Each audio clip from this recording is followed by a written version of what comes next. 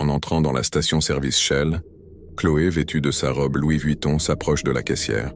De son ton arrogant, elle demande à la caissière « Combien pour la pompe 5 ?»« Allez, j'ai pas tout votre temps. » La caissière regarde son écran et elle est choquée de voir le prix. « Ça vous fera 48 000 $, madame. Vous payez cash ou par carte ?» Chloé n'en revient pas et a l'impression que la pièce tourne. Elle sort du dépanneur prétextant aller chercher son portefeuille. Elle enfourche le Vespa au carénage Louis Vuitton et part sans payer. De retour à la boutique, Chloé pose le Vespa dans l'allée des sacs à main Louis Vuitton et descend. « Mon amour, es-tu satisfait? J'ai volé de l'essence par nécessité pour toi. » Le scooter fait ronronner son moteur, comme un signe de satisfaction. Bien sûr, mais ce n'est pas assez. Je veux que tu me vénères chaque jour avec 1600 litres d'essence à 80 $ le litre. Maintenant, amène-moi 4 Rolex à 70 millions et 3 colliers en diamant. Chloé s'exécute, elle prend ce que le scooter lui dit et revient en se mettant à genoux devant lui. « Mais mon amour, comment vais-je faire pour remplir ton réservoir avec autant d'essence? Je n'ai pas assez d'argent. Je t'en supplie, mon amour. Je ne peux pas payer autant d'essence. Fais ce que je te dis. Vénère-moi comme le dieu de la luxure et je te donnerai toute la richesse que tu veux. » Chloé tremble.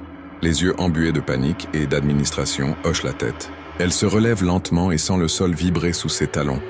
Le Vespa Louis Vuitton respire comme une bête affamée qui attend son offrande. Les lumières de la boutique clignotent une à une, aspirées par l'aura du scooter.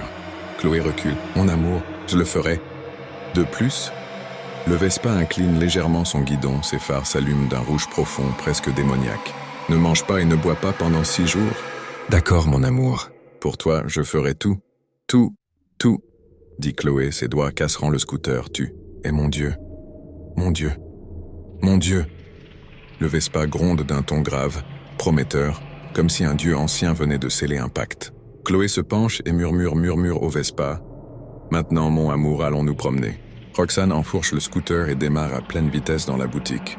Dans les rues désertes, le Vespa roule à pleine 170 km/h. Roxane laisse boutique sans surveillance obsédée par le Vespa. Avec le Vespa, elle roule à pleine vitesse. Sur la côte, en regardant la mer, le moteur gronde et un œil doré et démoniaque apparaît à la place du phare. Le lendemain, les employés découvrent le carnage qui s'est passé à la boutique et demandent des explications approfondies à Chloé. Chloé, toujours arrogante, invente un prétexte. Une bande de 8 voleurs en fourgonnette qui sont débarqués et ont vandalisé. Les yeux de Chloé sont cernés et ses cheveux sont mal peignés. Sur la place d'exposition, le scooter Vespa brille sous les lumières du plafond. Les employés constatent le comportement étrange de Chloé et décident par précaution d'appeler la police. Chloé est amenée au poste pour interrogatoire.